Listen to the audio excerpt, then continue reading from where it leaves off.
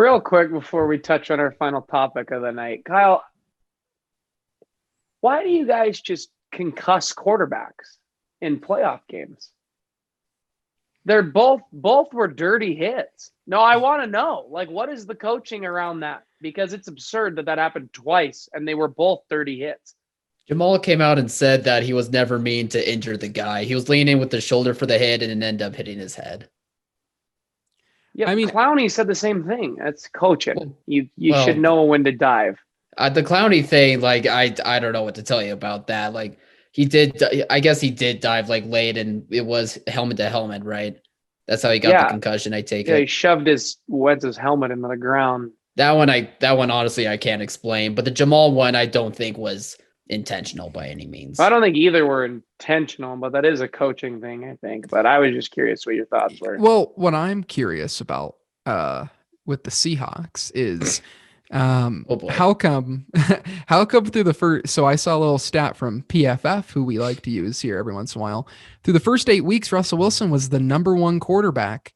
Through the last 8 weeks plus wildcard weekend, do you guys know what number he ranked at? 26. I'm going to guess 28. Well, not that bad. Well, so it felt pretty bad.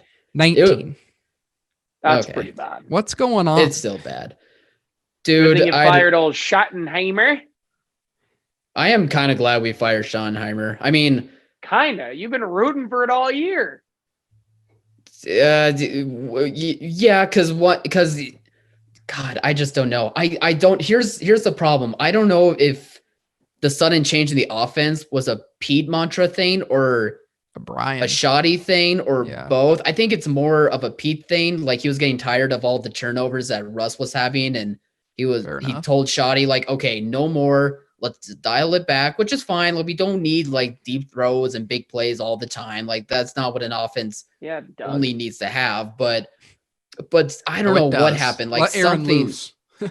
Well, wait, I wish we could do that over here, but apparently it's not possible. You know, when Aaron does this, he just threw a 60-yard bomb. Yeah, it's true though. It's true. But actually, God, I don't know. I mean, we have a whole off season for me to rant and complain about it, but right now I'm tired and I don't know. It's dumb. Fair enough. Really quickly before we transition, my thought process, my biggest takeaway from that game is something that I've kind of been talking about a little bit for a while, and it came up when the Jamal Adams trade happened. But it's how you construct your defense, and I thought it was really interesting. Obviously, the Seahawks defense played a lot better over the last couple months, really, but the Rams defense is built, and it's a little not quite a great comparison because Aaron Donald is just on another level versus just Ramsey. The best. And Ramsey, but you have their elite players are cornerback and pass rusher versus the Seahawks elite defenders are a middle linebacker and a box safety. And it just shows you, I think, how the Seahawks defense, when they were all healthy, was good. And obviously there's a lot of other factors, but when you have a great pass rusher and a great cornerback, your defense can be top 10 so easily. I think that's exactly what the Rams have shown, because a lot of us were talking about how, man, they're paying so much money to Aaron Donald. They're paying so much money to Jalen Ramsey, but it worked out for him because they're so dominant at such two important positions. I will say too, I love that Jared Goff threw shade back at Jamal. That was being surprising. Like, well, you know, we're not busting out the cigars or anything.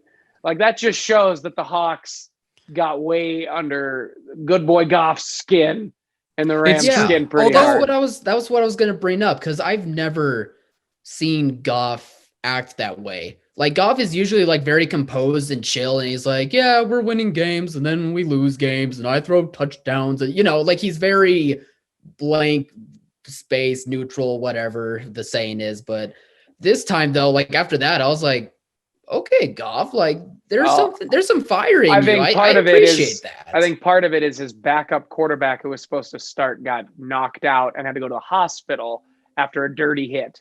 So he probably was pretty peeved. I mean, he probably was mad. Don't roll your eyes. It wasn't a dirty hit. Come on. Are you kidding me? He did not mean to do that. Come on, Alex. No player means to do that. And it wasn't with intent then. He dove when he's halfway to the ground and hit him in the head. It was a bang play. To dive. Come Get on, out of man. here. No, No, you that's get out of coaching. here. I That's- didn't see the play, to be honest. I've not That's- seen it live. It's a dirty hit. I love Jamal. I love Clowney. They're both dirty hits. They did the same thing. They both ran at the guy and dove when he was already halfway to the ground. I love it. I love That is what happened. You know, I will defend one thing about Jamal, and I'll defend the cigar. The poor guy's been with the Jets his entire career. He's allowed to celebrate when he gets when he wins a division. He's allowed to celebrate a bit after you've been hanging out with Adam It was cool Gase seeing for him a and couple Carlos years. Dunlap happy for once. They were like, Yeah, we same don't know Carlos. what this feeling is. Like, Yeah. this is amazing.